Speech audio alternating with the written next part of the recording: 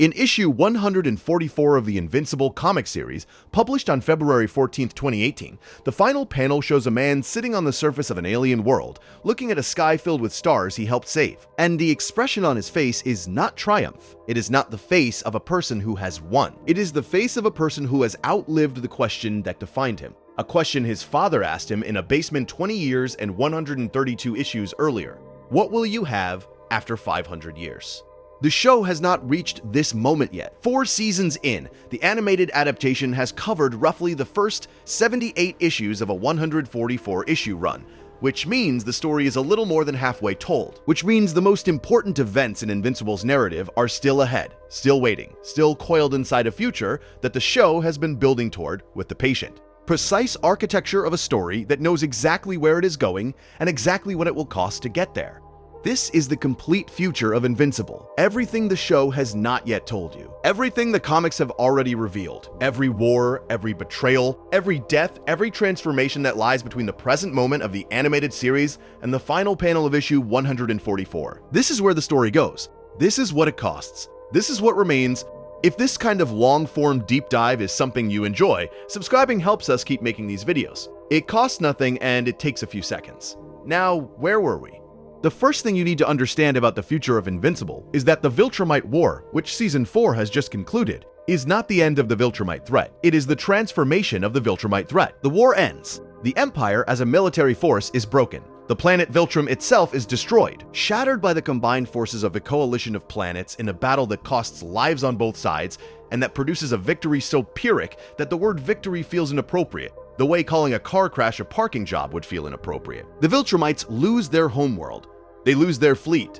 They lose their leader, Thetis, who is killed by Thrag in a brutal act of decapitation that the show depicts with the unflinching honesty that has become its signature.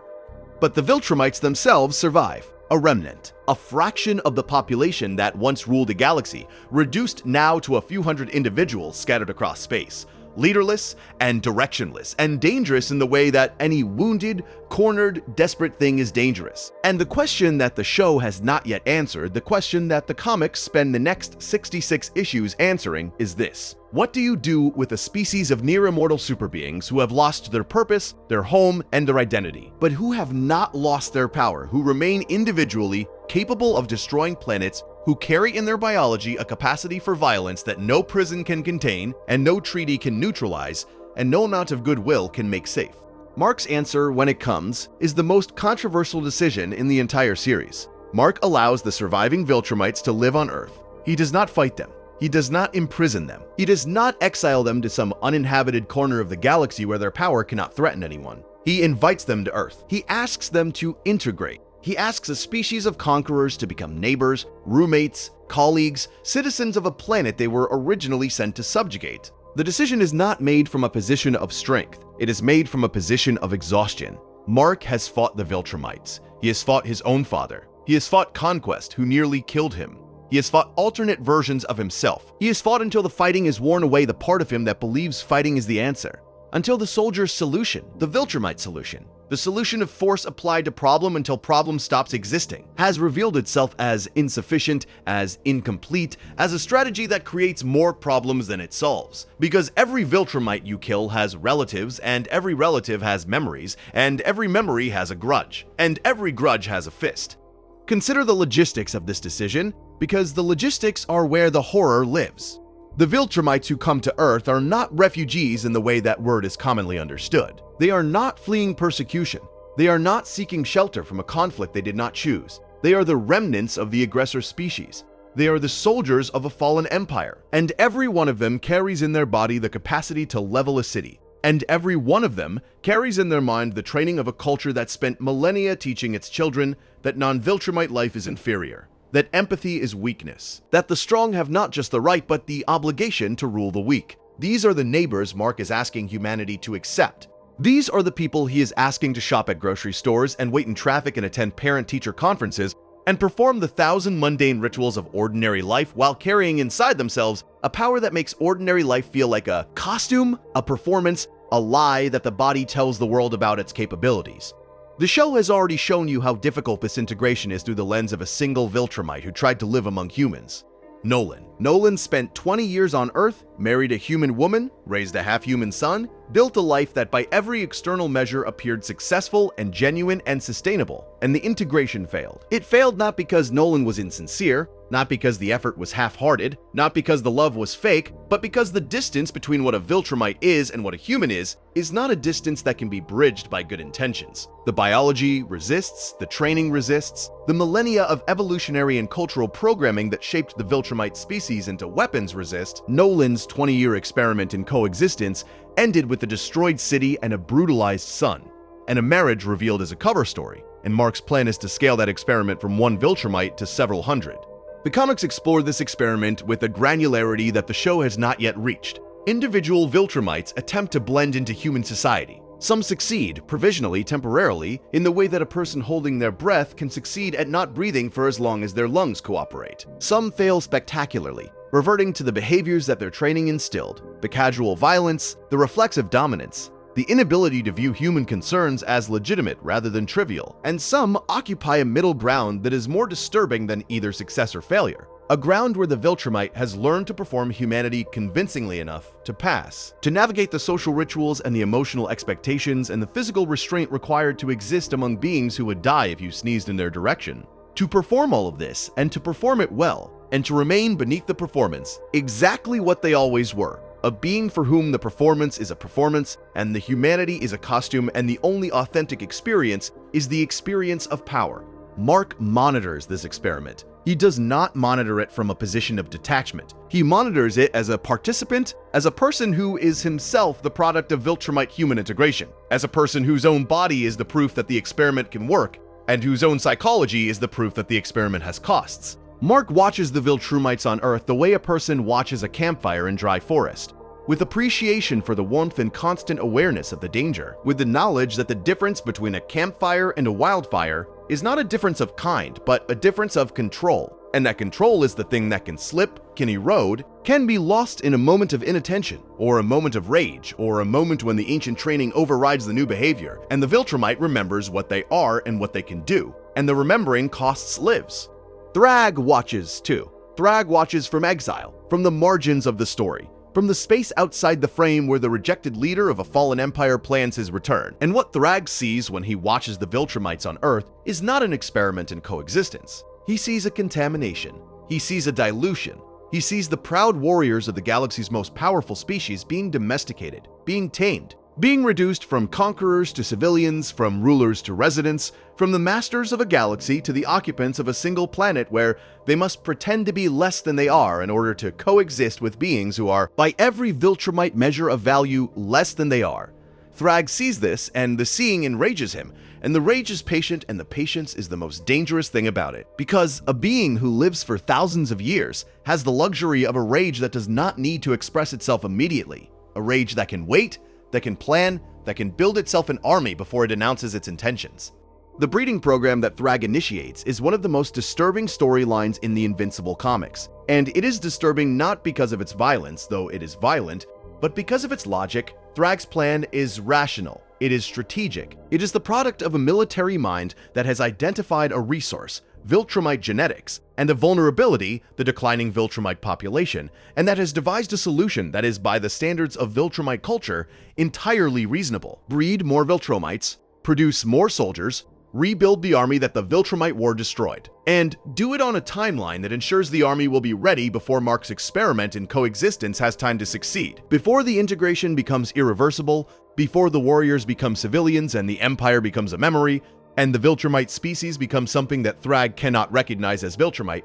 Thrag takes multiple mates. He fathers children across alien worlds, selecting partners for their genetic compatibility, their physical resilience, their capacity to bear the strain of carrying Viltrumite offspring, which is itself a violence because Viltrumite biology is aggressive in ways that make pregnancy dangerous for non-Viltrumite mothers, that turn the act of reproduction into a test of survival, that ensure that only the strongest partners produce viable offspring, and that the viability is measured not in health or happiness, but in combat capability and the potential of the child to become a weapon.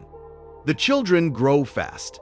Viltrumite hybrid biology accelerates development. Within years, Thrag has an army of young, powerful, loyal soldiers. Each one raised on the old methods, each one taught that their father is the true leader of the Viltrumite people, and that Mark Grayson is a traitor who has sold his heritage for the approval of a weak species on a weak planet that does not deserve the Viltrumite presence it has been given.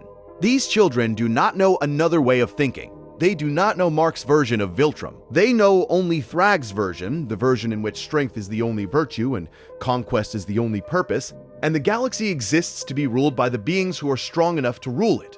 The emergence of this army is the event that forces the final conflict, the conflict that the entire series has been building toward since issue 1, since the moment Nolan arrived on Earth with a mission he would eventually abandon, and a son he would eventually betray, and a question he would eventually ask in a basement while the city burned outside the window. The final conflict is not between good and evil. It is between two visions of what it means to be Viltrumite. Thrag's vision, in which Viltrumite identity is defined by dominance, and the species exists to conquer, and Mark's vision, in which Viltrumite identity is defined by choice, and the species exists to protect. Both visions are sincere. Both are held by beings who genuinely believe they are fighting for the survival of their people. And the sincerity of both visions is what makes the conflict tragic rather than melodramatic. Because tragedy requires that both sides have a legitimate claim, that the war could be won by either side without the universe becoming incoherent, that the outcome is determined not by the moral superiority of one position, but by the willingness of one person to pay a higher price than the other. Mark is willing. Mark has been trained by the entire series to be willing. Every fight, every loss, every betrayal, every impossible choice has been preparation for this moment. The moment when the cost of being invincible is finally itemized in full. The moment when the bill comes due and the total is everything, not a piece of the self, but the whole self. Not a partial sacrifice, but a total one. Not the willingness to lose something, but the willingness to lose everything in service of the belief that the Empire can be something other than what Thrag says it must be.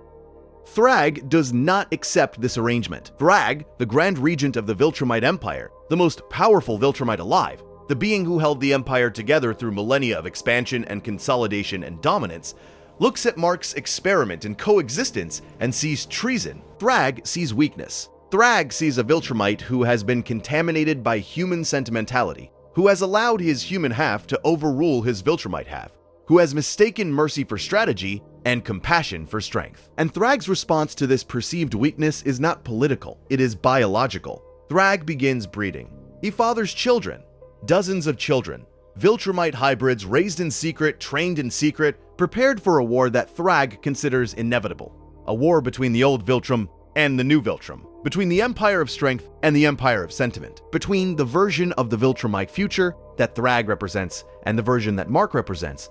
This biological warfare is the engine that drives the second half of the Invincible story, and it is an engine that runs on time. Thrag is patient. He does not attack immediately. He waits, he breeds, he trains. He builds an army one child at a time, one generation at a time, with the long-term planning capacity of a being who measures his lifespan in millennia and who understands that the difference between winning now and winning later is merely a difference of scheduling, not a difference of outcome.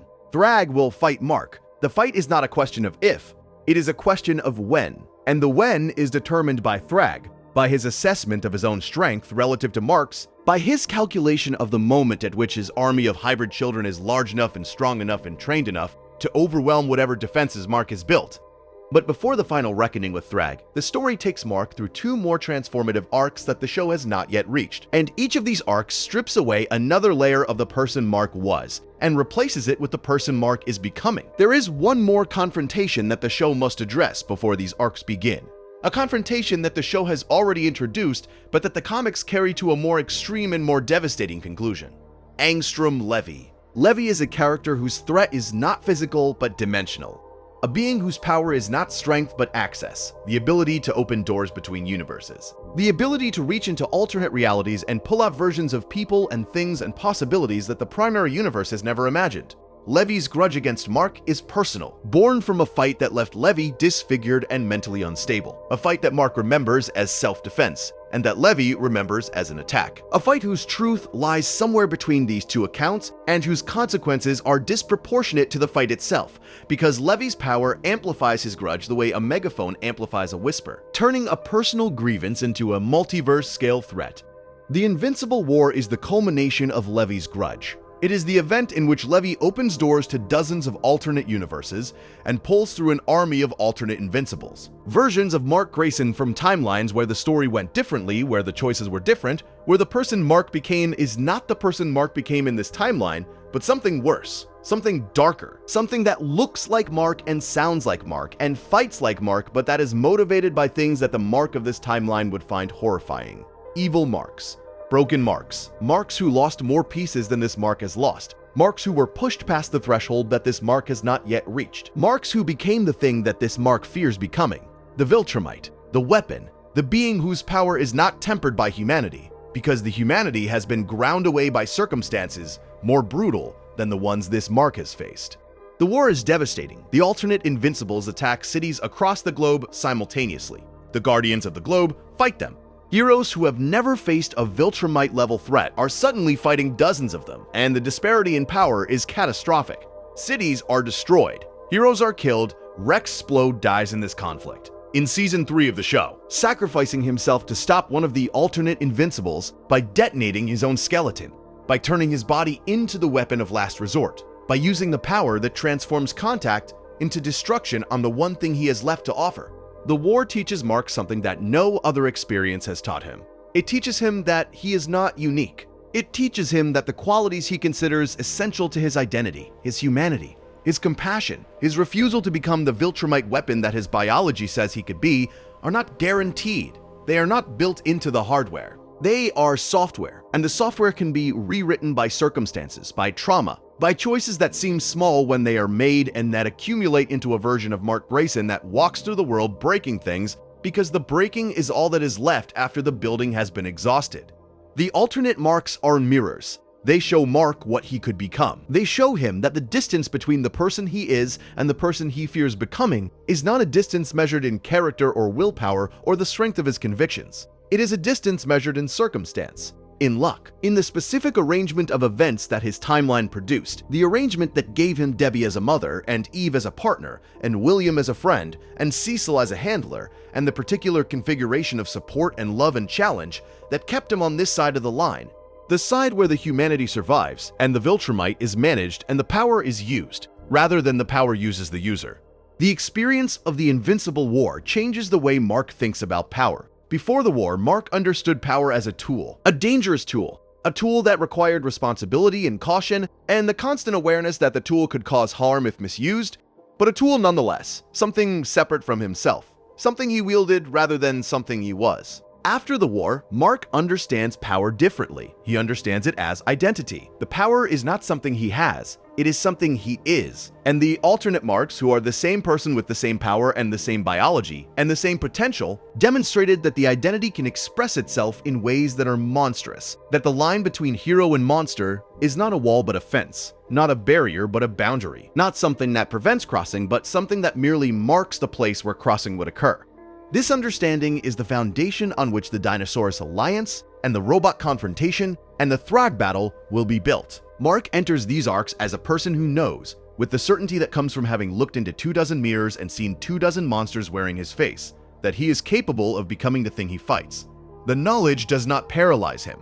It does not prevent him from acting, but it changes the quality of his action. It adds a layer of self-awareness, a layer of caution, a layer of the specific kind of fear that accompanies the knowledge that the worst thing in the room might be you, that the greatest threat to the things you're trying to protect might be the person doing the protecting, that the power you use to save the world is the same power that the alternate versions of you use to destroy it. The first is Dinosaurus. The Conquest arc, which the show has already partially adapted, reaches its full devastating conclusion in the comics in a way that sets the tone for everything that follows. Conquest is not like other villains Mark has faced. Conquest is what happens when the Viltrumite Empire sends its best, its most experienced, its most committed warrior to do the job that Nolan failed to do, the job of bringing Earth under Viltrumite control. Conquest arrives on Earth in issue 58 of the comics with a simplicity of purpose that is almost refreshing in its clarity. He is not conflicted. He is not morally ambiguous. He is not wrestling with divided loyalties or competing identities. He is a soldier. He has been given an order. He intends to execute the order, and the execution of the order requires him to defeat Mark Grayson, which he proceeds to do with a thoroughness that the show has only begun to explore. The first fight with Conquest nearly kills Mark. The word nearly is doing significant work in that sentence, because the margin between Mark's survival and Mark's death is measured in millimeters and seconds, in the precise distance between a fist and a skull, in the exact moment when Eve intervenes, when Eve uses her powers in a desperate act of protection that pushes her past the mental limiter and into the realm of full molecular manipulation.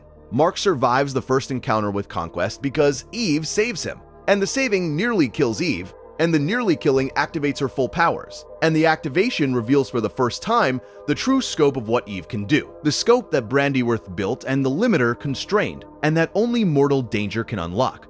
The second fight with Conquest is worse. Conquest escapes and returns, and the return produces a battle that spans multiple issues, and that ends with Mark doing something he has never done before, and that the Mark of Season 1 would have considered unthinkable. Mark kills Conquest. He kills him by headbutting him until his skull collapses. The killing is visceral and extended and horrifying, and the horror is not in the violence itself but in the look on Mark's face during the violence. A look that is not rage and not determination, but something closer to absence. The absence of the person who usually inhabits Mark's body, the person who would normally be screaming stop, the person who would normally be horrified by what the fists are doing. That person is not present during the killing of Conquest. That person has been temporarily evacuated, temporarily displaced by the Viltrumite biology that does not care about morality, and does not care about humanity, and does not care about anything except the elimination of the threat.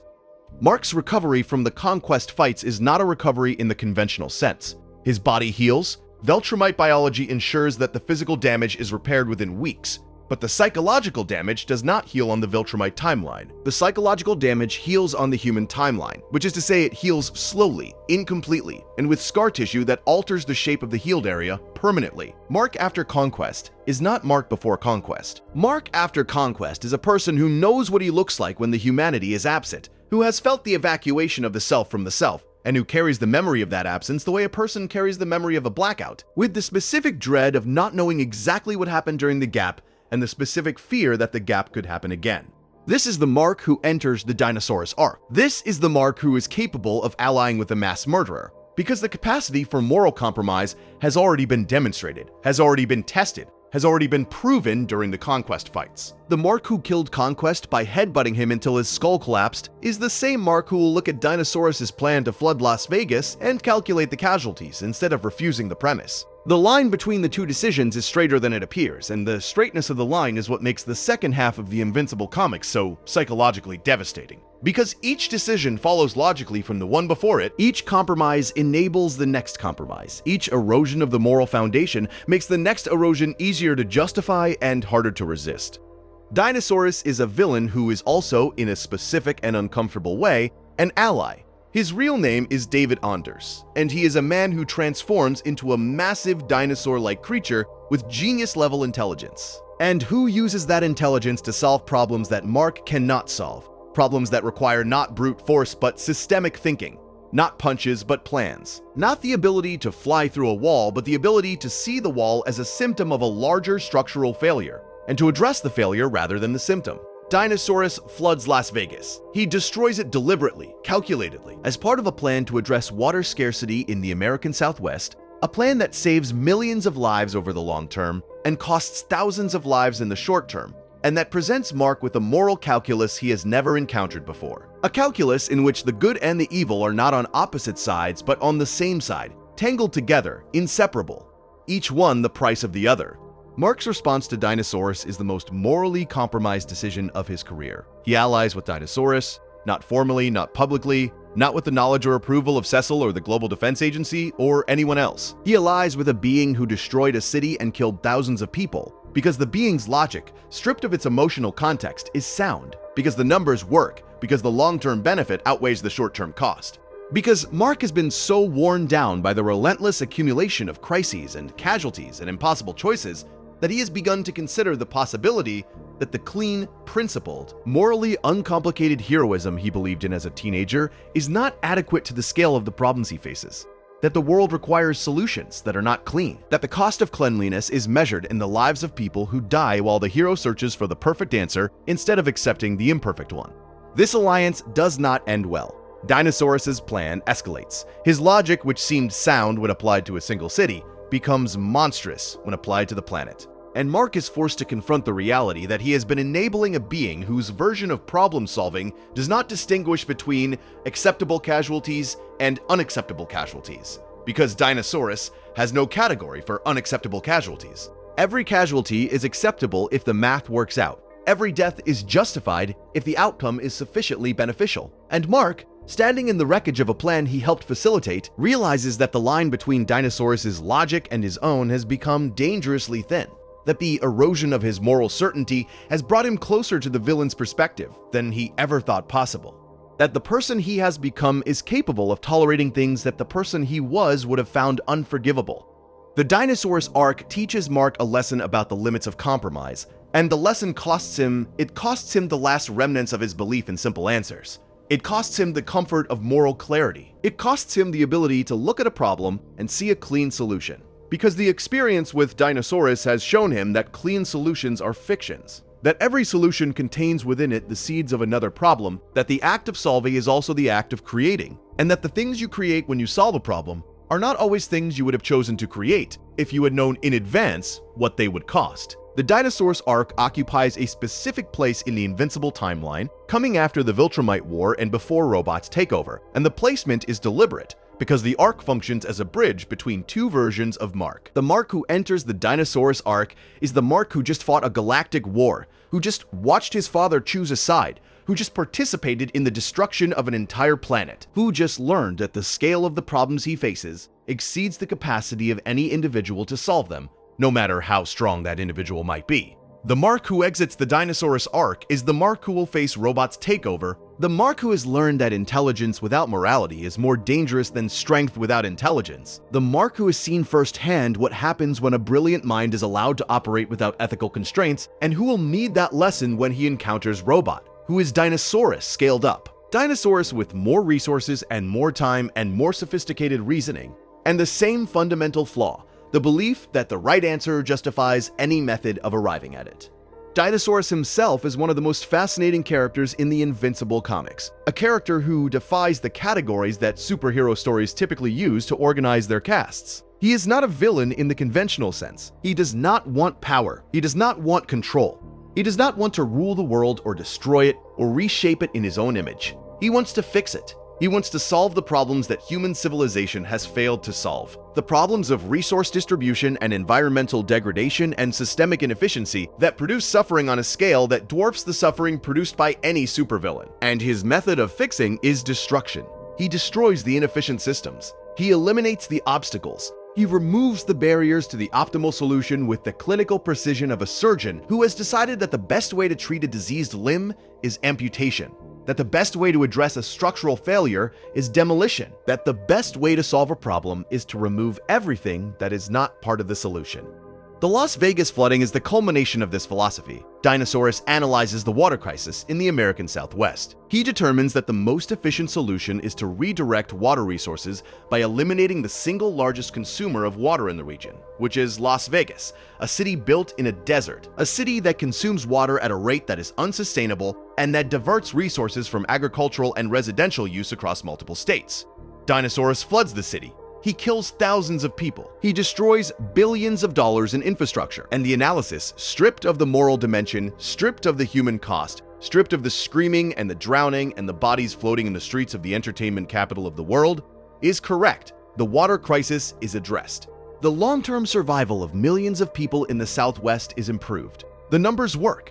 Mark sees the numbers, Mark understands the numbers, and Mark, who has spent years fighting villains whose motivations were simple, whose evil was uncomplicated, whose defeat was satisfying in the way that the defeat of an uncomplicated evil is always satisfying, finds himself facing a being whose motivation is not evil, but whose methods are monstrous, whose math is right, but whose morality is absent, whose solution works, but whose solution also involves killing thousands of people. And the working and the killing are inseparable, because the killing is the mechanism by which the working is achieved. The alliance between Mark and Dinosaurus is conducted in secret and in shame.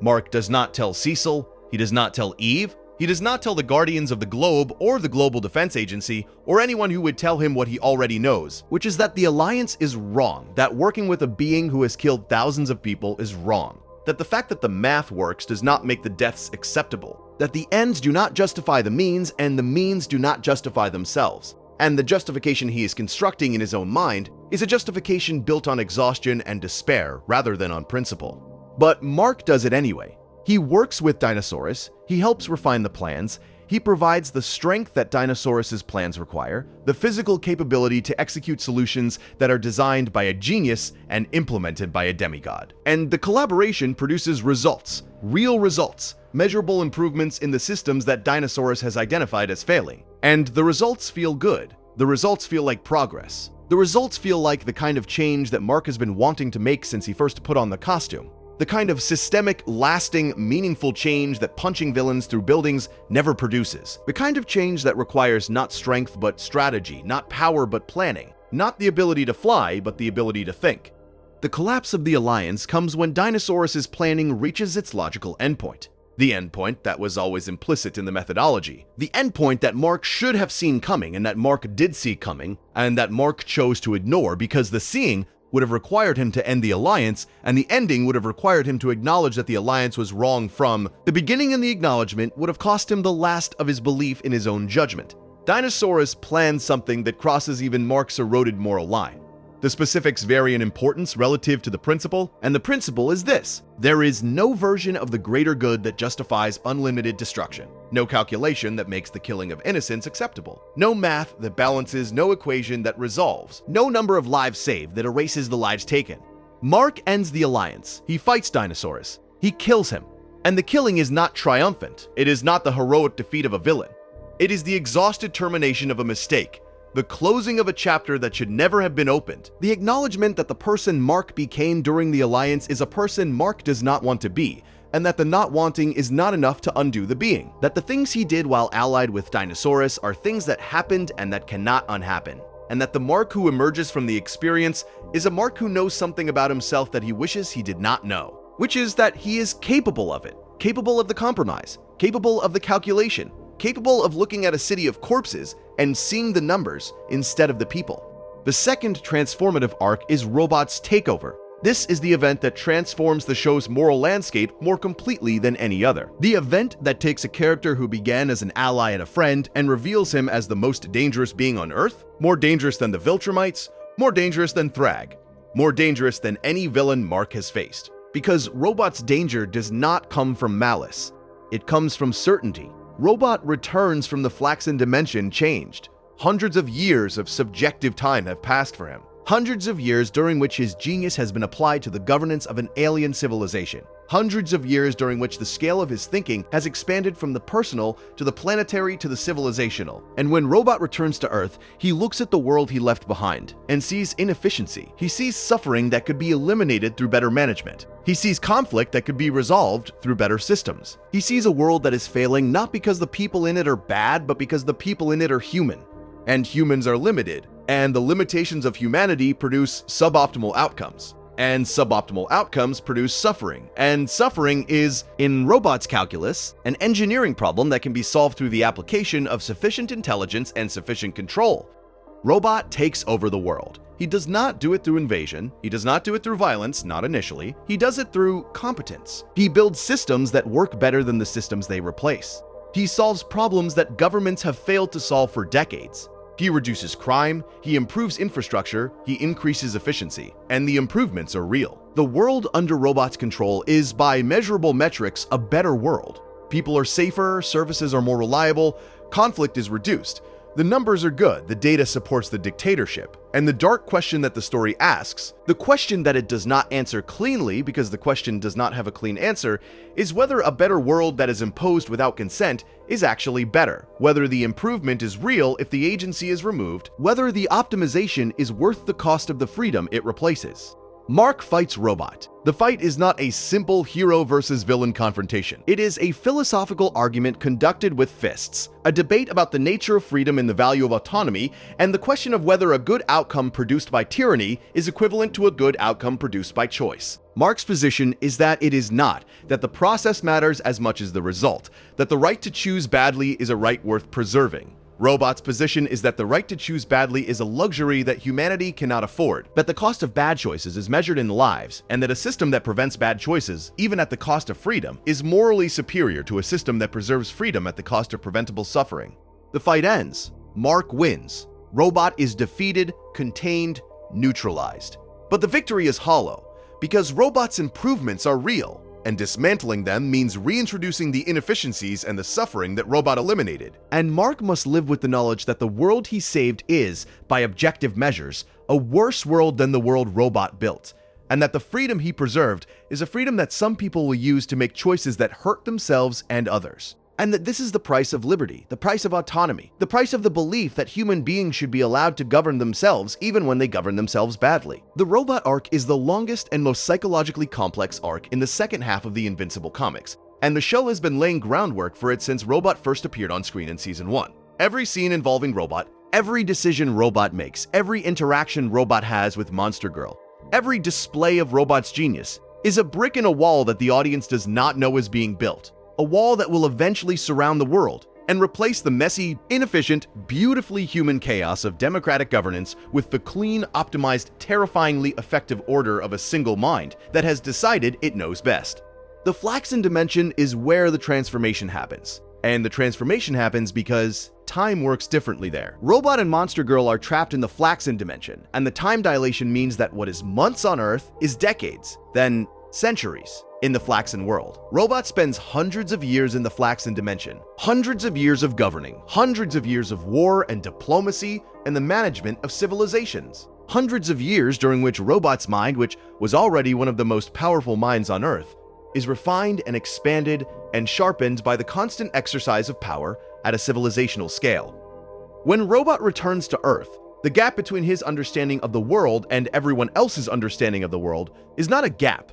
It is a chasm. Robot has governed a civilization for centuries. He has solved problems that Earth's governments have not even identified as problems. He has built systems so efficient that the systems themselves became invisible, became indistinguishable from the natural order, became the way things work rather than the way things are made to work. And when Robot looks at Earth, he sees a world that is still struggling with problems he solved centuries ago, a world that is still suffering from inefficiencies he eliminated generations ago, a world that is, by every metric he has spent centuries developing, failing. Not failing dramatically, not failing catastrophically, failing quietly, slowly, continuously, in the way that all human systems fail, through the accumulation of small errors and the tolerance of small injustices, and the acceptance of small sufferings that are individually bearable but collectively devastating.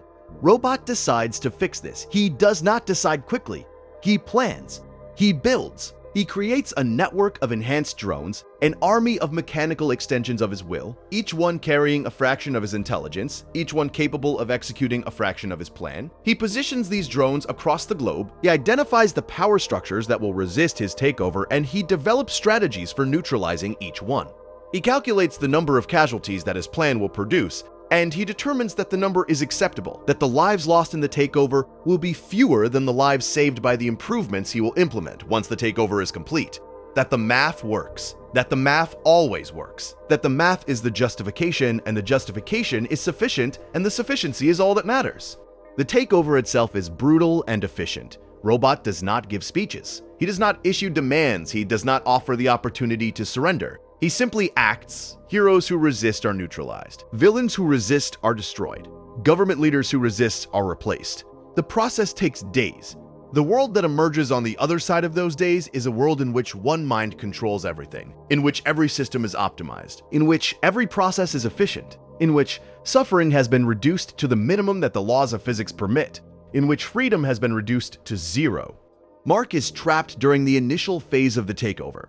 Robot, who knows Mark better than almost anyone, who has fought alongside him and observed him and calculated his capabilities and his weaknesses with the same precision he applies to everything, ensures that Mark is removed from the equation before the equation is solved. Mark is sent to an alternate dimension, an exile that is designed to be permanent, a removal that is not malicious but pragmatic, the way removing an obstacle from a construction site is pragmatic. Robot does not hate Mark. Robot respects Mark. Robot simply recognizes that Mark will resist, that Mark's resistance will be effective, that the effectiveness of Mark's resistance will delay the optimization, and that the delay is unacceptable because every day the optimization is delayed is a day in which people die who would not die under Robot's system.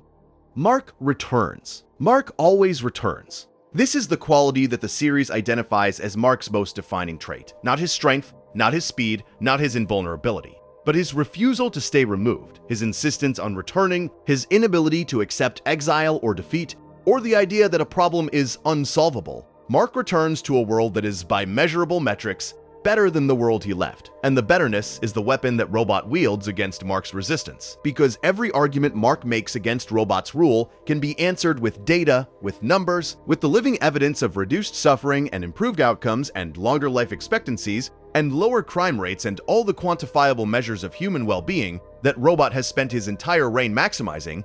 The final confrontation between Mark and Robot is one of the great scenes in the Invincible comics, a scene that works on multiple levels simultaneously, as a physical battle, as a philosophical debate, as a reckoning between two friends who have arrived at fundamentally incompatible conclusions about the nature of good governance. Mark argues for freedom. Robot argues for outcomes. Mark argues that the right to choose is more important than the quality of the choice. Robot argues that the quality of the choice is more important than the right to choose, that a system in which people die preventably is morally inferior to a system in which people live under constraints, that freedom is not an absolute good but a variable that must be balanced against other goods, and that the balance, when calculated correctly, sometimes favors constraint over liberty. Mark defeats Robot not because Mark's argument is better, not because Mark's position is philosophically superior, not because freedom is obviously more valuable than safety. Because it is not obvious, because the question is genuinely difficult, because Robot's world is genuinely better by the metrics that matter most to the people living in it. Mark defeats Robot because Mark is willing to fight for his position, and Robot ultimately is not willing to fight to the death for his. This is the irony that the comics embed in the resolution. The irony that a being who has optimized everything, who has calculated everything, who has planned for every contingency, cannot optimize his way out of the one variable he did not account for, which is the willingness of a person who believes in freedom to die for that belief, to pay the ultimate price for a principle that Robot's calculations say is irrational, a principle whose value cannot be quantified, a principle that exists outside the domain of optimization and that therefore represents the one thing that Robot's genius cannot solve. These two arcs, Dinosaurs and Robot, prepare Mark for the final confrontation that defines the rest of the story, the confrontation with Thrag. And the confrontation with Thrag is not just a fight. It is the culmination of every theme the story has been building since issue 1. The theme of heritage and choice, the theme of power and responsibility, the theme of what it means to be the child of two worlds and to be asked to choose between them, the theme of whether violence can create peace, or whether peace can only be created by the exhaustion of violence, by the moment when every fist has been thrown and every body has been broken and every argument has been made with blood, and the only thing left is the silence after the fighting stops and the question of what you build in the silence. Nolan dies. This is the event that transforms Mark from a hero into something else, something larger, something that does not yet have a name in the vocabulary of superhero stories, because superhero stories do not usually allow their characters to reach this point. Nolan dies fighting Thrag. The two most powerful Viltrumites in existence meet in a battle that takes place near the surface of a sun. A battle that melts their skin and burns their bodies and reduces them to something that is barely recognizable as living, and that continues fighting anyway because Viltrumites do not stop, because the biology does not permit surrender, because the imperative to fight is coded into the species at a level deeper than choice. Nolan's death is the death of a father who spent his entire arc trying to become worthy of being called a father. He dies protecting his son, he dies fighting the being who represents everything Nolan was before Earth changed him, the old Viltrum, the empire of strength, the philosophy of dominance that Nolan carried in his bones for thousands of years, and that Debbie and Mark and the experience of love and the taste of a life lived for reasons other than conquest slowly, painfully, incompletely dismantled. Nolan dies in the light of a sun, and the light is appropriate because the death is an illumination, a final burning clarity about who Nolan chose to be, a choice made in fire and sealed in ash. The circumstances of Nolan's death deserve attention, because the comics construct the death with the same care they apply to everything else in the series, building toward it across dozens of issues, making it feel both inevitable and devastating. Both earned and unfair, Nolan has spent the second half of the series attempting to become the person he failed to be in the first half. He has worked with the Coalition of Planets. He has fought, with varying degrees of success, to be a father to both Mark and Oliver, to bridge the gap between the Viltrumite heritage and the human values that Debbie's influence planted in him, to find a version of himself that honors both the power and the person, the warrior and the father, the empire and the family. The effort is genuine, and the genuineness does not save him. Nolan's reconciliation with his past is incomplete. when the final battle begins. He has not finished the work of becoming someone new. He has not resolved the contradictions that define him. He has not answered to his own satisfaction the question of whether the person he became on Earth is the real Nolan, or whether the real Nolan is the soldier who served the Empire for thousands of years before Earth taught him something the Empire said was impossible. He dies in the middle of the process. He dies mid-sentence, if you think of a life as a sentence. And the sentence was about transformation, and the transformation was not complete, and the incompleteness is the tragedy, the specific, precise, carefully constructed tragedy that the comics build for a character who's been trying, for the entire back half of the series, to become worthy of the love he received and the family he created and the second chance he was given.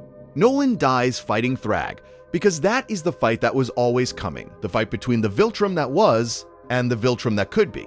The fight between the old guard and the new vision, the fight between a leader who believes that Viltrumite identity is rooted in dominance, and a man who has learned, slowly, painfully, at enormous personal cost, that identity can be rooted in something else. Nolan fights Thrag near the surface of a sun. The battle is physical. It is primal. It strips both combatants of everything except the biological imperative to survive and the ideological imperative to win. Nolan's skin burns. His body fails. The heat of the sun does what no opponent has been able to do. It reduces the most powerful being in the room to something fragile, something vulnerable, something that can be broken. Thrag breaks him. Thrag tears Nolan's heart from his chest. And the literalness of the image is the kind of thing that superhero comics rarely attempt, because the literalness risks absurdity. But Invincible earns the moment because the series has spent 140 issues building toward it, investing it with meaning, making the heart not just an organ but a symbol, not just a body part but a metaphor for everything Nolan learned to feel and everything the feeling cost him. The heart that Thrag tears out is the heart that learned to love Debbie, the heart that learned to love Mark, the heart that learned to beat for reasons other than the Empire's rhythm. Thrag tears it out, and Nolan dies and the death is ugly, and the ugliness is the point because Viltrumite deaths are always ugly, because the biology does not permit graceful endings, because the body fights to survive even when the fight is over, even when the damage is total, even when the heart is literally missing from the chest. Mark witnesses this. Mark watches his father die, and the watching is the final piece of the education that the series has been providing since issue 1. The education in loss, in cost, in the specific quality of grief that accompanies the death of a person who was in the process of becoming someone worth grieving. Nolan was not finished. The story he was living was not over. The transformation he was undergoing was not complete. And the incompleteness is what makes the grief specific rather than generic. What makes it the grief of a son who lost not just a father but the possibility of the father. The version of Nolan that was emerging, the version that Mark could see in glimpses and that death interrupted before the glimpses could coalesce into a portrait.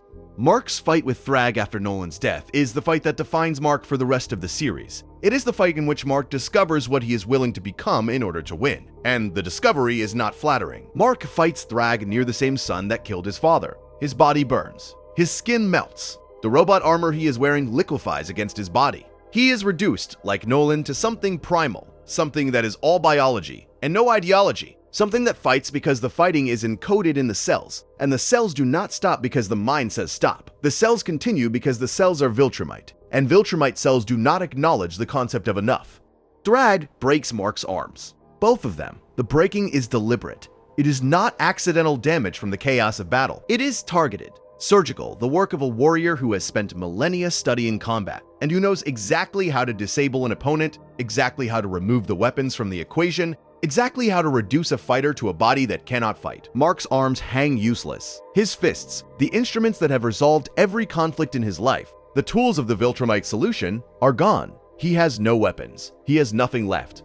Except his jaw, except his teeth, except the most primal weapon that a living creature possesses. The weapon that preceded fists, and preceded tools, and preceded civilization, and preceded the concept of combat itself.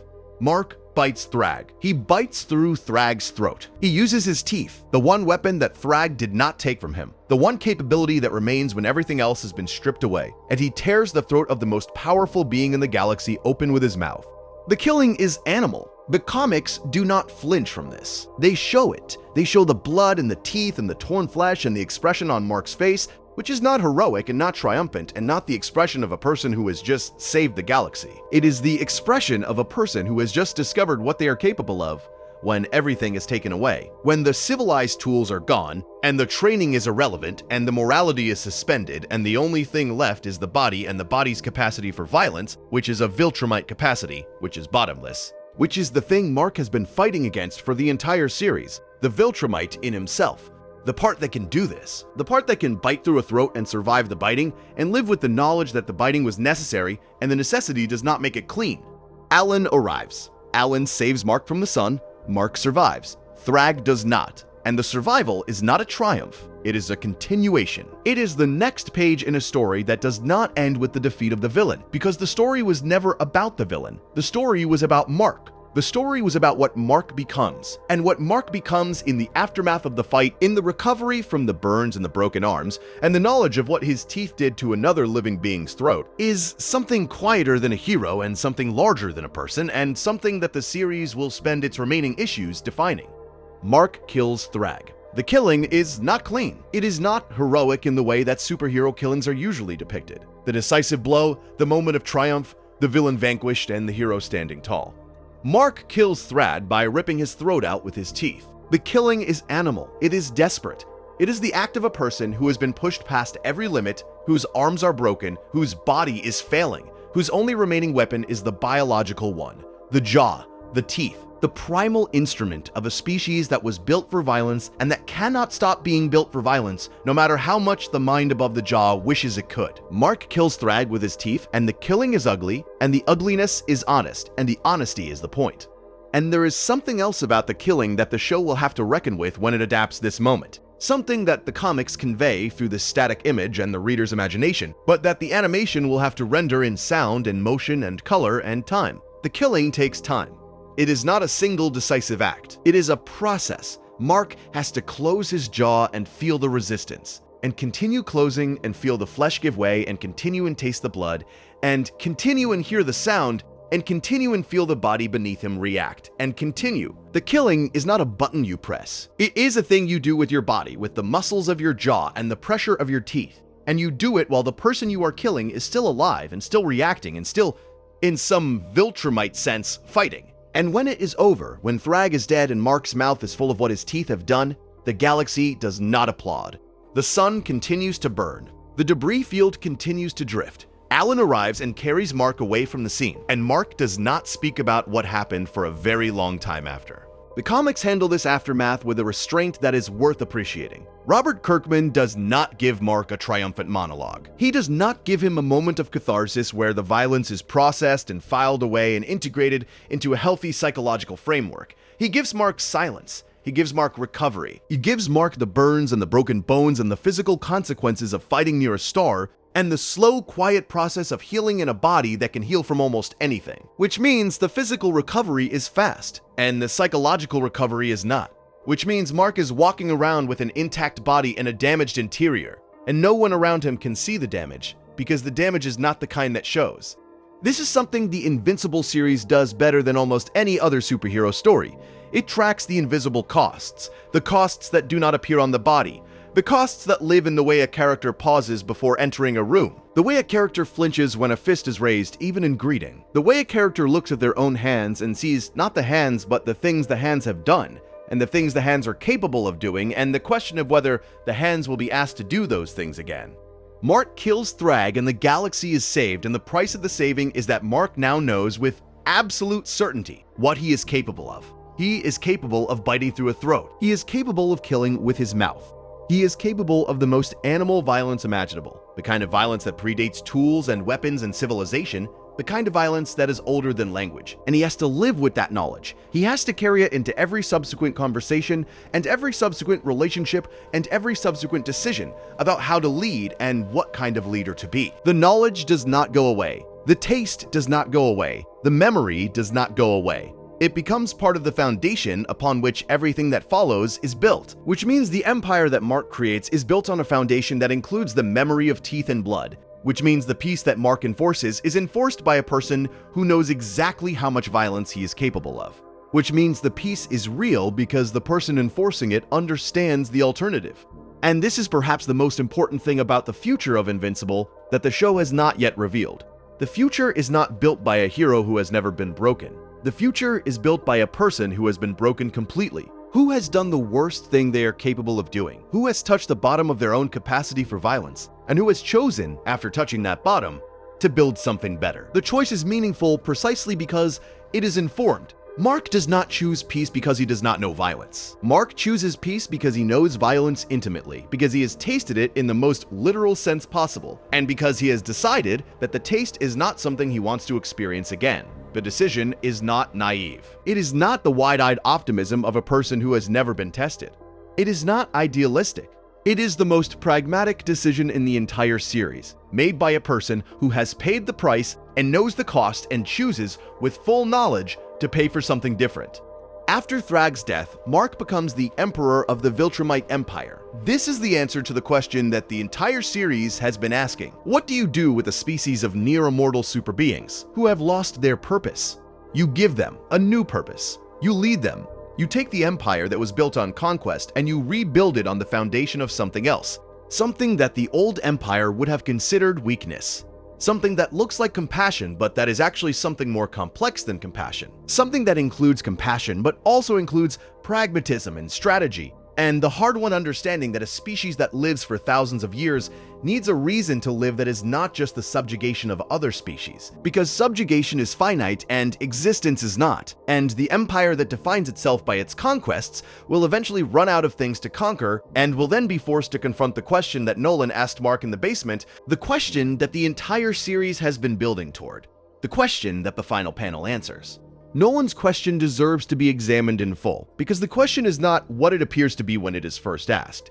When Nolan asks Mark what he will have after 500 years, the question is a weapon. It is a rhetorical device designed to force Mark to confront the futility of human attachment, to see the humans around him as Nolan sees them, as temporary beings, as creatures whose lives are so brief relative to a Viltrumite lifespan that loving them is an exercise in anticipated loss, like falling in love with the sunset, beautiful but guaranteed to end before you are ready for it to end.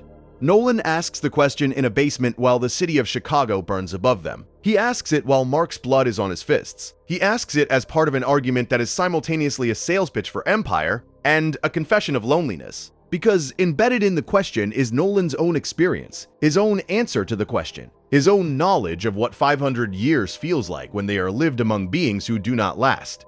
Nolan has outlived everyone he knew before Earth. He has outlived comrades and rivals and the entire context that gave his Viltrumite life meaning. He has experienced the specific desolation of permanence, the way permanence strips meaning from everything it touches, because meaning requires scarcity, and permanence is the abolition of scarcity, the infinite supply of time that makes every individual moment feel disposable. The question haunts the series the way a bass note haunts a song, present beneath every other sound, felt more than heard, shaping the texture of the music without being the music itself. Mark does not answer the question when it is asked. He does not have an answer. He is 17 years old, and his father is hitting him, and the city is on fire. And the question is the kind of question that cannot be answered at 17. That can only be answered by living the years the question encompasses, and arriving at the end of those years at a position from which the answer is visible. The comics give Mark the years. They give him the losses and the victories and the compromises and the grief and the love and the governing and the parenting and the daily, unglamorous, profoundly human act of getting up and doing it again. Doing it for 500 years, doing it with a Viltrumite body that does not age, and a mind that is half human and that carries the human capacity for weariness and doubt, and the periodic devastating suspicion that none of it matters, that the 500 years are just a longer version of the same emptiness that Nolan was describing in the basement. That the permanence is a curse disguised as a gift, and the gift cannot be returned. But the comics also give Mark the answer, and the answer is not a word or a sentence or a philosophy.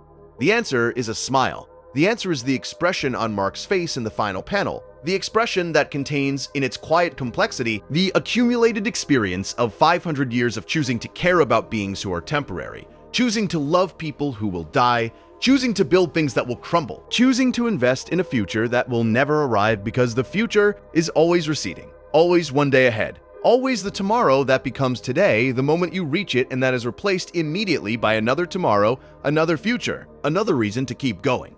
The smile says that Nolan's question was wrong, not wrong in its facts, but wrong in its framing. The question assumes that the value of something is determined by its duration, That a relationship that lasts 50 years is more valuable than one that lasts 5. That a civilization that endures for millennia is more meaningful than one that flourishes for a century. The smile says that this assumption is incorrect. The smile says that the value of something is not determined by how long it lasts, but by what it gives you while it lasts, not by its permanence, but by its quality, not by the quantity of time, but by the depth of the experience within the time.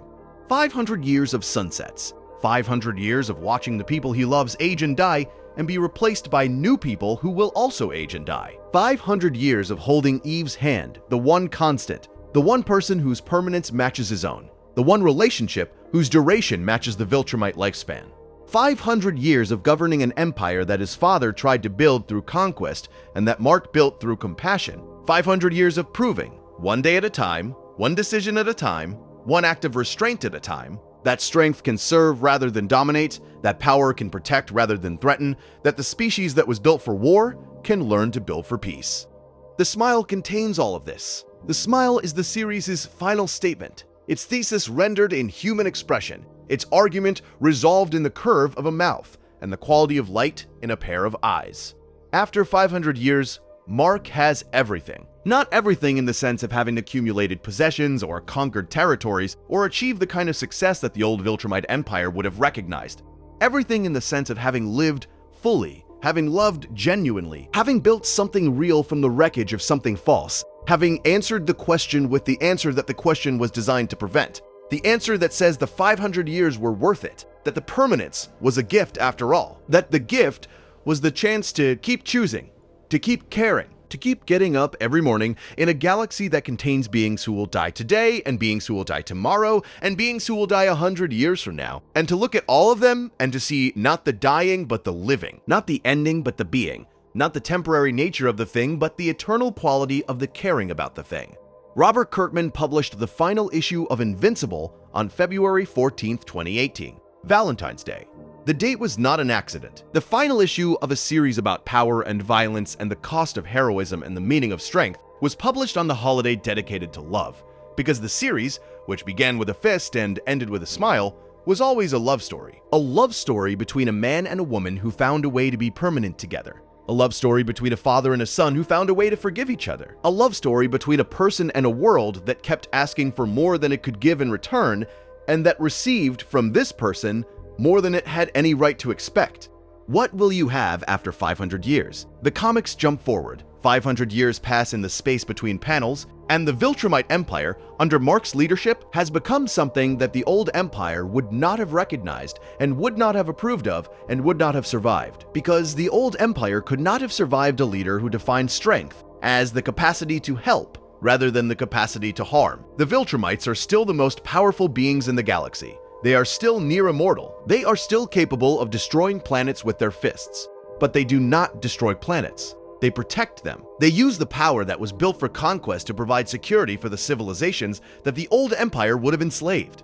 Eve is still alive. This is the detail that the comics handle with the most emotional precision, the detail that transforms the ending from a conclusion into a love story. Eve's powers, the molecular manipulation abilities that Brandyworth engineered and that the mental limiter constrained, include a capacity that neither Eve nor the show's audience fully understood until the comics reveal it. When Eve's body fails, when age or injury pushes her to the threshold of death, her powers activate at their fullest, unrestricted by the limiter, and they rebuild her. They reconstruct her body at the cellular level. They reverse the aging. They restore her youth.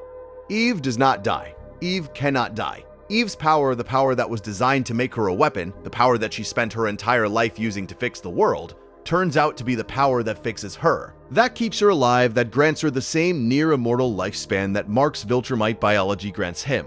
Mark and Eve live together for 500 years. They raise their daughter, Terra, who grows up to become a hero in her own right, who wears a version of the Invincible costume, who carries forward the legacy that Mark built and that Nolan began. Imperfectly, incompletely, but began nonetheless. They raise Marcus, Mark's son, from a brief relationship, who becomes Kid Invincible and who joins the Guardians of the Globe and who represents in his existence the expansiveness of the family that Mark has built. A family that is not defined by blood or by species or by the binary of Viltrumite and human, but by the choice to care, the choice to show up, the choice to do the work of love even when the work is hard and the rewards are uncertain, and the 500 years stretch ahead of you like a road with no visible end.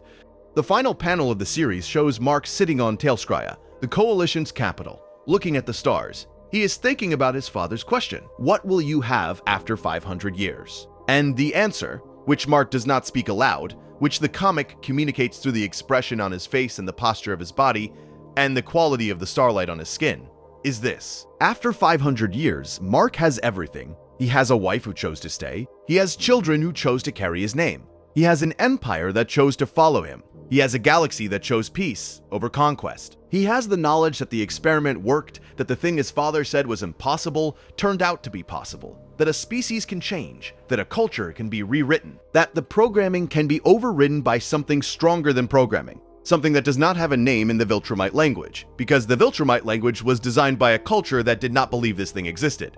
The Viltrumite Empire under Mark's leadership is not a utopia. The comics are too honest to present it as one. It is a work in progress, an ongoing negotiation between the old instincts and the new values, between the biological imperative to dominate and the chosen commitment to protect. There are Viltrumites who struggle with the transition. There are Viltrumites who served under Thrag and who remember the old empire with a nostalgia that borders on worship, who regard the current arrangement as a temporary aberration that will eventually be corrected, who wait for the moment when the empire will return to its true nature and resume the conquest that is, in their understanding, its purpose and its destiny.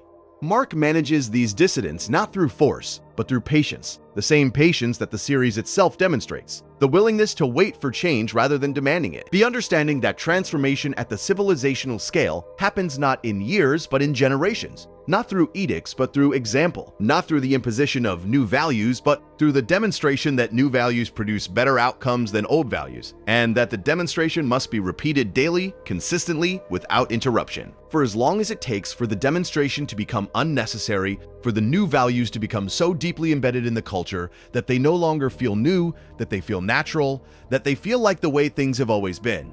This is the work that Mark does for 500 years. It is not the work of a hero. It is not the work of a warrior. It is not the kind of work that produces dramatic moments or spectacular victories, or the kind of narrative climaxes that superhero stories are built to deliver. It is the work of a leader, a teacher, a parent, a person who has accepted that the most important battles are not the ones fought with fists, but the ones fought with persistence, with consistency, with the willingness to do the same thing every day, to make the same argument every day, to demonstrate the same values every day until the day arrives when the argument is no longer necessary, because the argument has been won, not through force but through time, the one resource that a near-immortal being possesses in unlimited quantity. Eve partners in this work. Eve's role in the governance of the Empire is not secondary to Mark's. It is complementary. Eve brings to the leadership of the Viltrumite Empire the same quality she brought to the Teen Team and the Guardians of the Globe, and every other context in which her abilities were deployed, the quality of reconstruction, the ability to take something broken and make it whole, the capacity to see the potential structure inside the wreckage and to build toward that structure with a precision that is both scientific and artistic. Eve rebuilds the Viltrumite culture the way she rebuilds cities after battles, molecule by molecule, element by element, rearranging the components of a civilization until they form something new, something that retains the strength of the original but channels that strength in new directions, toward new purposes, in service of new definitions of what it means to be powerful. The partnership between Mark and Eve across 500 years of governance is one of the great love stories in comics.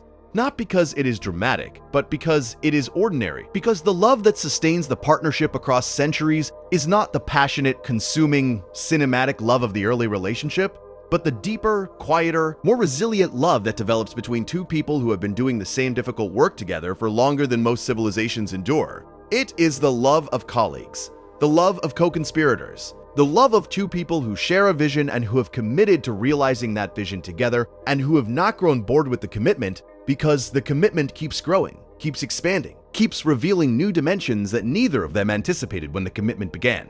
Mark and Eve disagree. They argue. They frustrate each other. They experience the inevitable friction of two personalities operating in close proximity across an extended timeline, the friction that any couple experiences.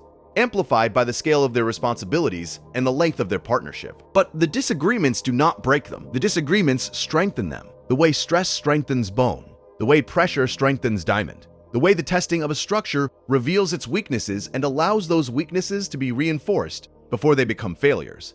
The children see this. Tara sees her parents' partnership, and the seeing shapes her understanding of what leadership means, what love means, what commitment means. Tara does not inherit her parents' powers the way a person inherits property. She inherits their example. She inherits the demonstration conducted daily across the entirety of her childhood and adolescence and young adulthood, that two people can work together across impossible timescales and produce something that neither of them could have produced alone. Tara becomes a hero, not because she has powers, but because she has parents who showed her what heroism looks like when it is not spectacular, when it is not dramatic, when it is not the decisive blow or the dramatic rescue, but the daily decision to show up and do the work and keep doing the work even when the work is tedious and thankless and the results are invisible to everyone except the people doing it. He has the answer to the question that his father meant as a threat, and that became, over the course of 144 issues and 20 years of real-world publication, a promise. 500 years is a long time, long enough to outlive everyone you knew, long enough to forget what you were before the power came, long enough to build a world and watch it change and wonder whether the changes are the ones you intended. 500 years is longer than most civilizations last. It is longer than most ideas survive. It is longer than any human being has ever lived. And Mark is not entirely human. And the not entirely is the part that makes the 500 years possible. The Viltrumite biology that keeps his body young while the years accumulate and the people he loved in the human portion of his life pass away, one by one, all of them except Eve, who stays because her power keeps her, who remains because the engineering that was meant to make her a weapon turned out to make her a companion, an equal, a partner across the kind of timeline that human love was never designed to span. The reveal of Eve's immortality is handled in the comics with a restraint that makes the moment more powerful than any dramatic reveal could. Eve ages. Over the course of the later issues, Eve grows older, her hair changes, her face changes, her body, which once rearranged matter with effortless precision, begins to show the signs of the years it has carried, the years that Mark's Viltrumite biology does not carry, the years that create a growing asymmetry between them, a visible gap between the man who does not age and the woman who does. The gap is painful.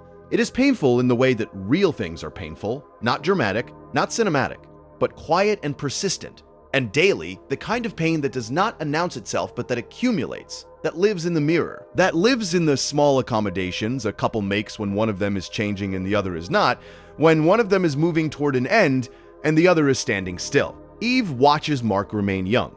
Mark watches Eve age, and neither of them talks about it, because talking about it would require naming the thing they are both afraid of, the thing that the Viltrumite biology promises, and that Eve's human biology threatens. The separation, the inevitability, the day when Mark will hold Eve's hand and the hand will let go and the letting go will be permanent, and the permanence will be the beginning of the 500 years that Nolan's question promised.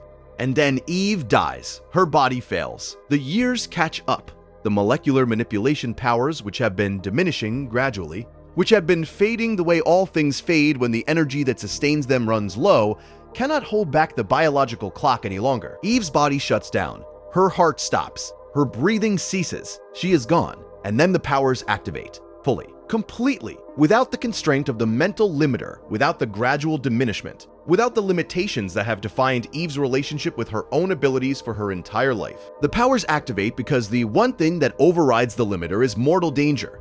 And death is the ultimate mortal danger, and the response of the powers to that danger is total, is comprehensive, is the full expression of what Eve was designed to be. A being who can rearrange matter at the subatomic level, including the matter of her own body, including the aging, including the damage, including the death itself. Eve reconstructs herself. She rebuilds her body. She reverses the aging. She returns to youth. She opens her eyes and looks at Mark, and the expression on her face is the expression of a person who has just realized that the fear is over, that the asymmetry is resolved, that the 500 years are not a separation but a shared journey, that the thing she was most afraid of, the leaving, the inevitability of the leaving, has been replaced by the thing she most wanted, the staying, the permanence, the chance to walk beside the man she chose across a timeline that dwarfs human comprehension. This is the moment that transforms the Invincible story from a superhero narrative into a love story. Not a love story in the genre sense, not a subplot that provides emotional texture for the main plot.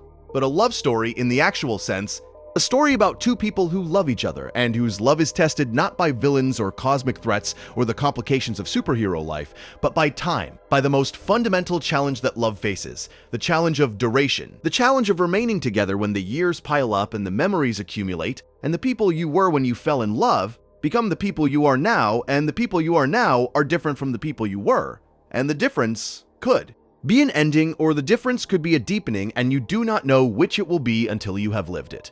Mark and Eve live it. They live it for 500 years, they govern together, they raise Terra together, they argue and reconcile and grow and change and remain through all of the changing, fundamentally committed to the thing they built together when they were young and frightened and uncertain, and surrounded by a world that was trying to destroy them. The governance of the Viltrumite Empire under Mark's leadership is the story's answer to every question about power that the series has been asking.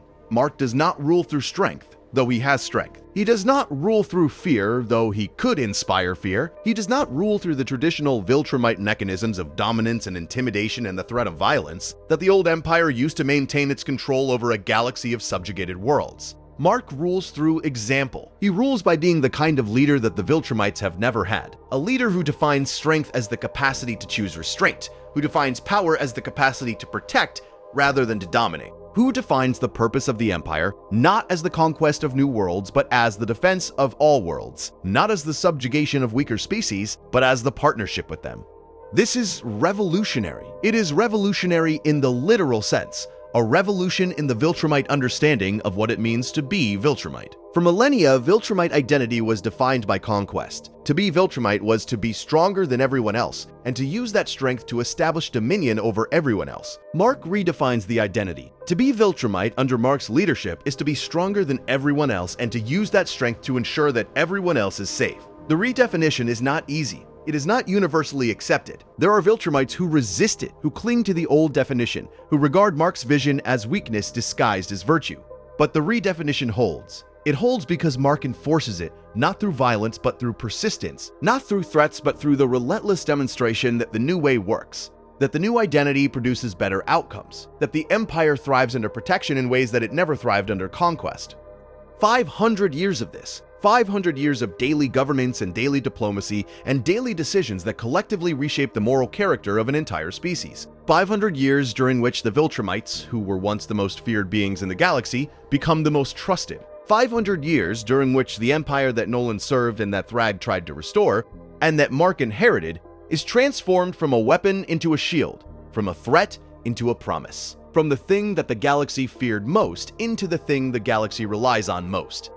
Terra grows up in this empire. She becomes a hero. She wears a version of the Invincible costume, and the wearing is both a tribute and a continuation, a statement that the work Mark began is not finished, that the transformation of the Viltrumite species is not a project with a completion date, but an ongoing process that each generation must recommit to, that each new Viltrumite must choose for themselves the choice between the old way and the new way, between the empire of conquest and the empire of protection, between what Thrag wanted and what Mark built.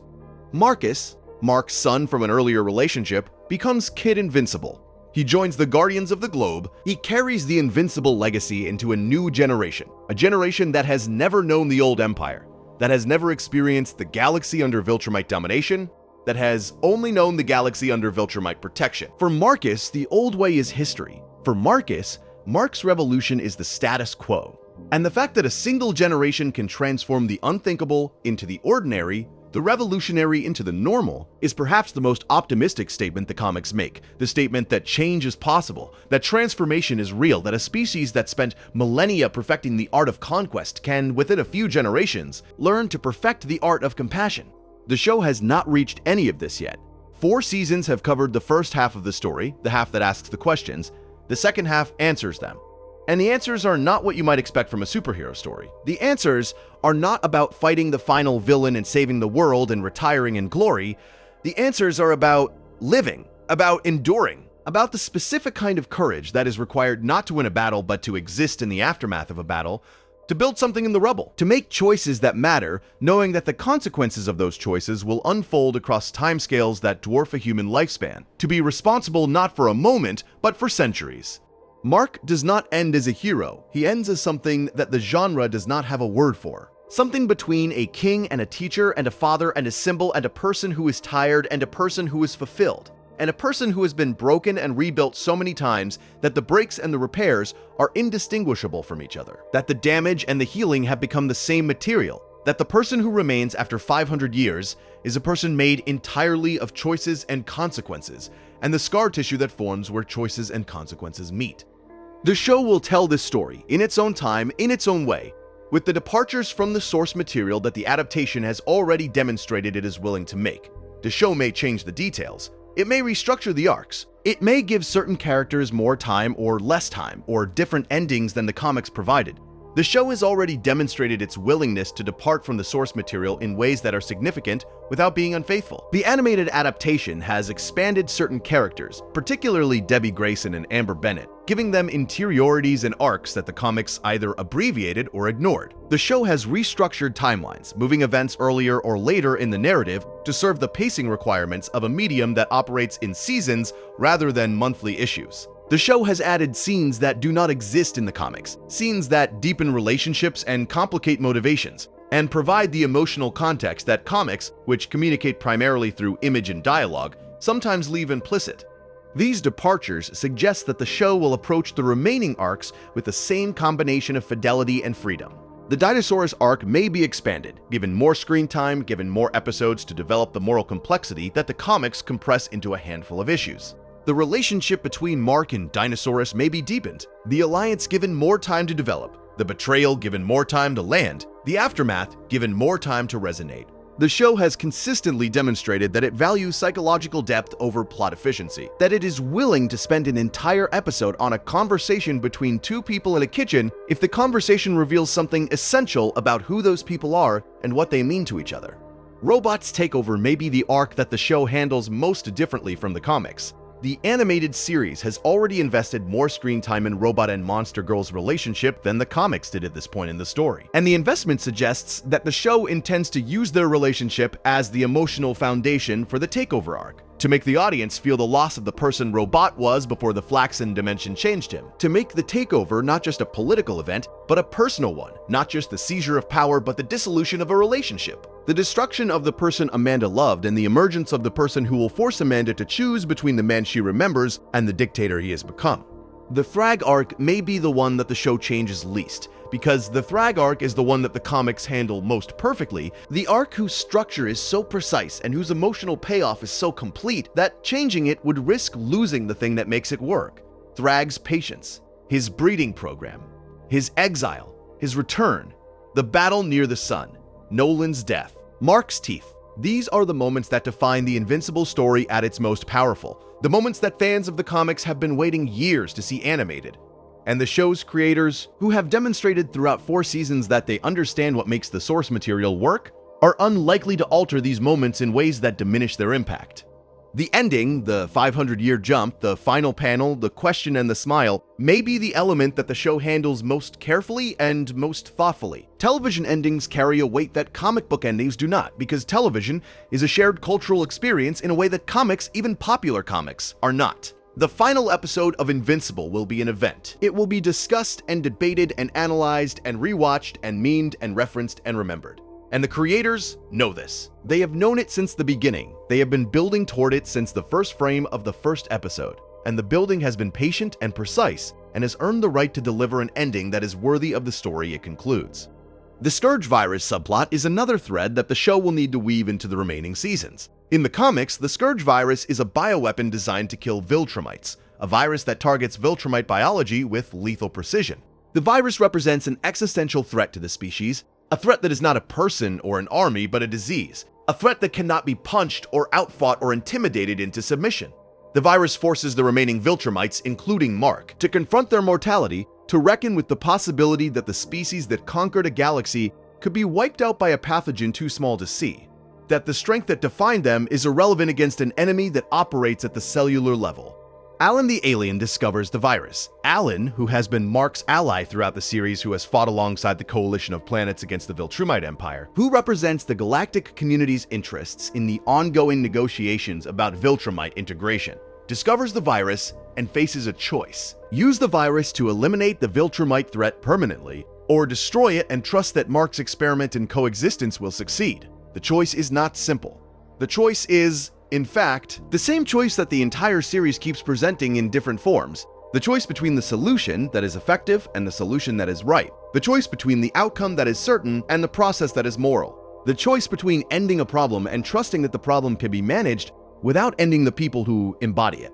Alan chooses to preserve the virus. He does not use it, but he keeps it. He maintains it as an option, a contingency, a last resort against a species that, however reformed, however integrated, however committed to Mark's new vision, remains biologically capable of conquering the galaxy. The virus is insurance. It is the galaxy's guarantee that the Viltrumite experiment in coexistence has a failsafe, that the trust Mark asks for is not blind trust, but that the galaxy is willing to give the Viltrumites a chance, but not willing to give them an unlimited chance, not willing to bet its survival on the hope that a species that spent millennia perfecting conquest has genuinely abandoned conquest.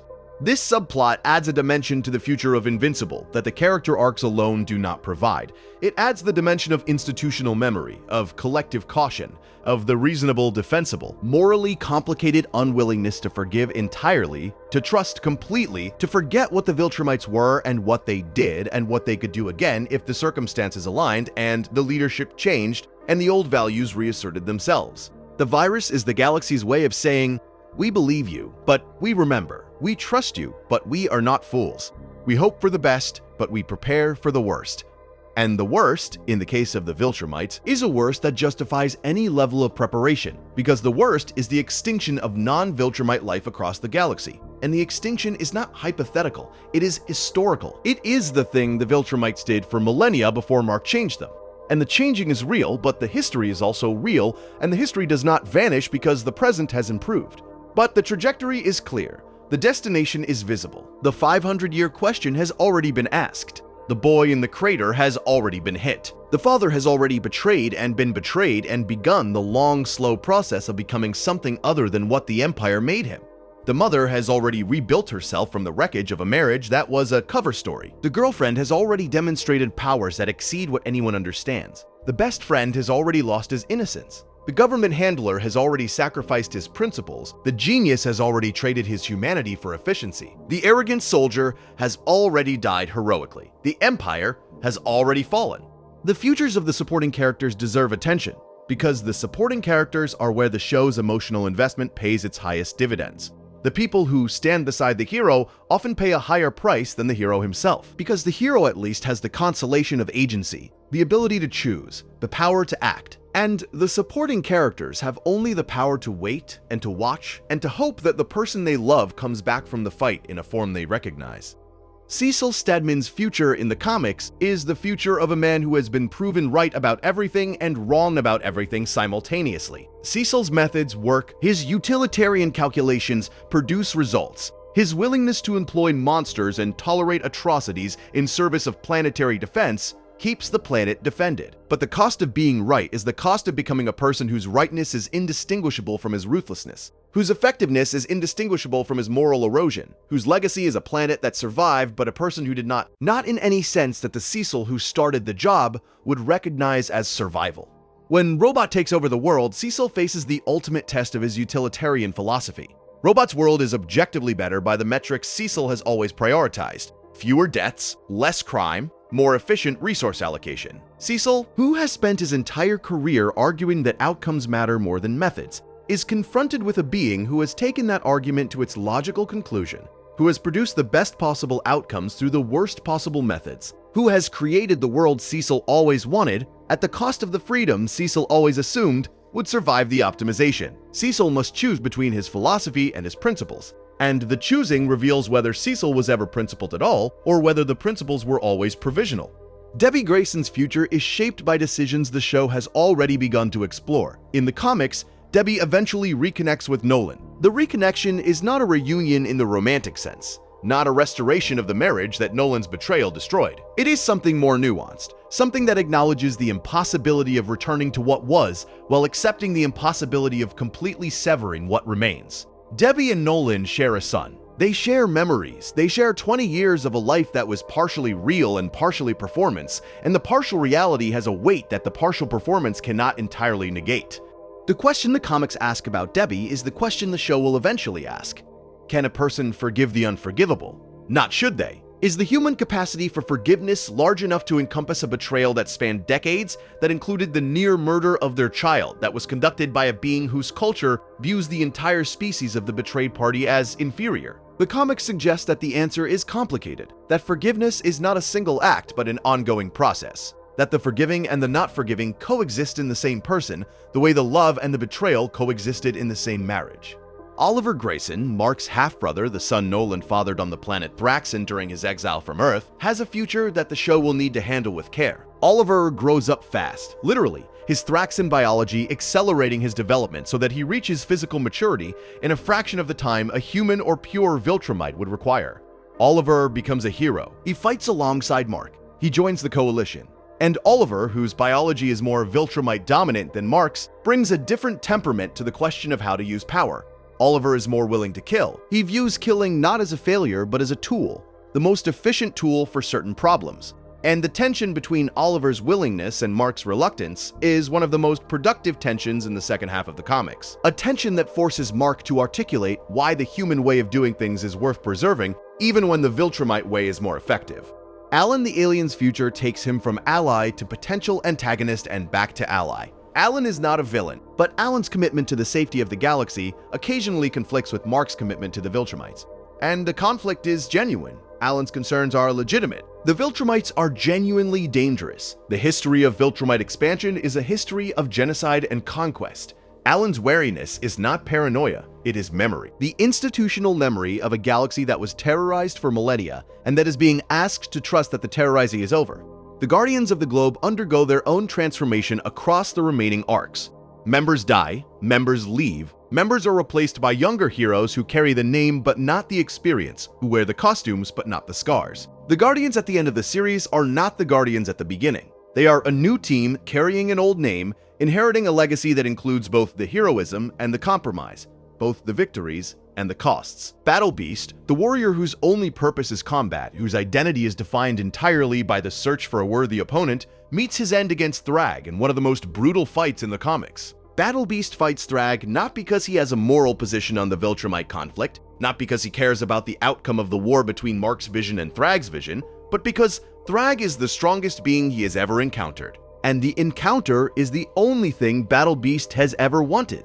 They fight for days. They fight past the point of exhaustion and past the point of coherent strategy, and past the point where the fighting has any purpose beyond the fighting itself. Thrag kills Battle Beast, but the killing takes everything Thrag has, and the everything includes pieces of his physical capability that never fully regenerate. Pieces that will matter in the final battle with Nolan and Mark. Pieces that Battle Beast's sacrifice removes from the equation, and that the equation will miss when the time comes. The Immortal, whose power is exactly what his name describes, has a future that extends beyond the end of the series and into the theoretical infinity that his biology promises.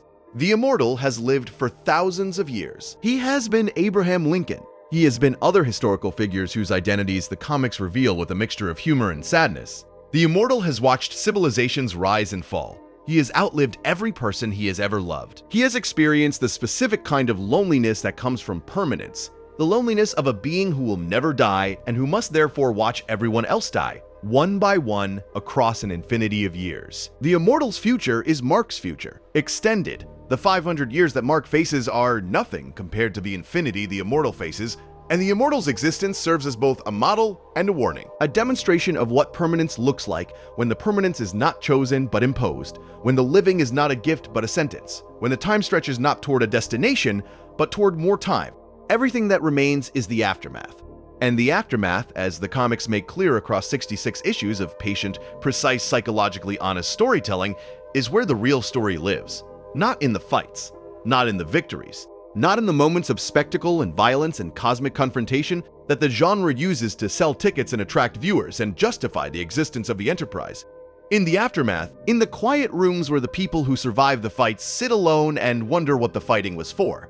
In the conversations between Mark and Eve at the end of a long day of governance, when the Empire's needs have been met and the galaxy's crises have been addressed, and the two of them sit together in a room that is quiet enough to think, and the thinking turns, as it always does, to the question of whether they are doing enough, whether the changes they have made are deep enough, whether the culture they are building will survive their leadership, or whether it will revert the moment they stop pushing, the moment they stop demonstrating, the moment they stop being the living proof that a different kind of Viltrumite is possible. In the letters that Terra sends from the field, from the planets she visits as part of the humanitarian relief program she runs, letters that describe the conditions she encounters and the people she meets and the problems she solves and the problems she cannot solve, and the specific quality of frustration that comes from having inherited your parents' powers and your parents' values and your parents' commitment, and discovering that the combination is not always sufficient, that some problems resist solution, that some suffering is structural and systemic and cannot be addressed by a person with the ability to rearrange matter. Because the matter is not the problem, the arrangement is not the problem. The problem is something deeper, something that lives in the way people think about each other and treat each other, and the way those thoughts and treatments have calcified over centuries into systems that are indifferent to the suffering they produce. In the moments when Mark stands at the window of whatever room he is in and looks at whatever sky he is under and thinks about his father, these moments happen throughout the 500 years. They do not diminish in frequency. They do not fade. The thinking about Nolan is a permanent feature of Mark's interior landscape, a landmark in the geography of his mind that time does not erode because the landmark is not a memory, but a relationship. An ongoing conversation between a living son and a dead father. A conversation that changes as Mark changes, that deepens as Mark's understanding deepens. That becomes more complex as the years add layers of experience and perspective that Nolan never had and that Mark wishes Nolan had lived long enough to acquire. Mark thinks about the basement. He thinks about the fist.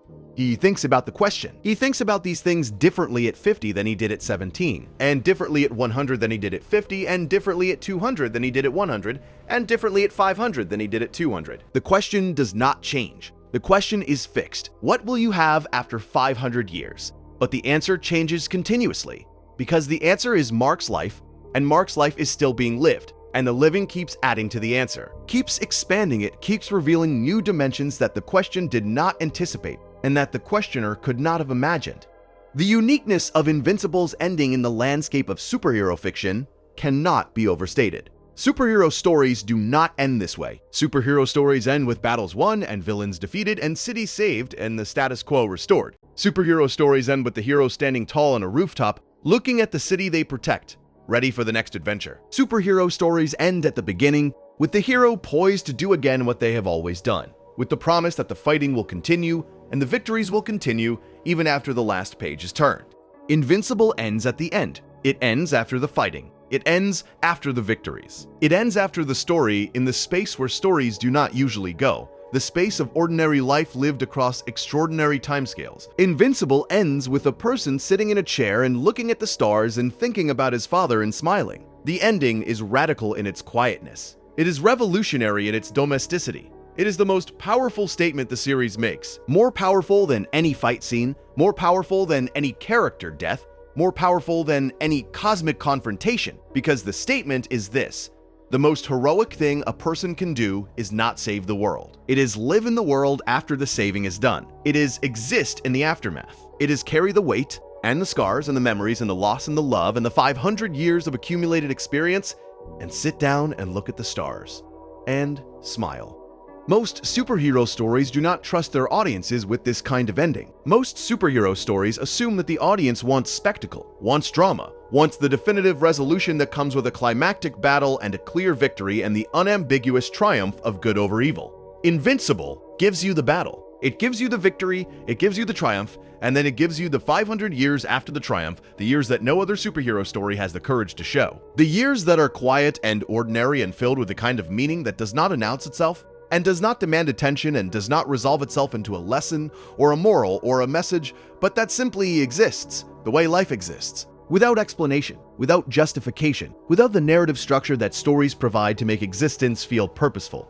Mark's smile in the final panel is the smile of a person who has discovered that existence does not need narrative structure to be purposeful, that the purpose is in the existing, that the meaning is in the daily act of choosing to care. That 500 years is not too long and not too short, but exactly long enough to learn this lesson, to absorb it into the body and the mind and the heart that Thrag tore from his father's chest, and that Mark rebuilt, not biologically but spiritually, not through power but through the patient, persistent 500-year act of choosing, to be the kind of person who cares about a galaxy full of beings who will die before he finishes his morning routine.